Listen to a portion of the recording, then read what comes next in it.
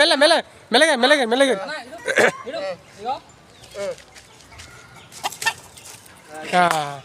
ఇదేంటి బొంగులది మరి అదే మన మీకేం అర్థం కాదు కోళ్ళ గురించి.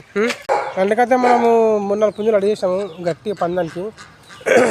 ఆల్రెడీ మా బిల్డింగ్ నడుస్తుందన్నమాట. ఇగో పుంజులు ఎట్లా ఉందో పుంజు ఇగో ఇది ఆల్రెడీ 2 బెట్టులు ఆడినాయి అన్న. మన దగ్గర పుంజులు మొత్తం పడున్నాయి అన్న ఆల్రెడీ.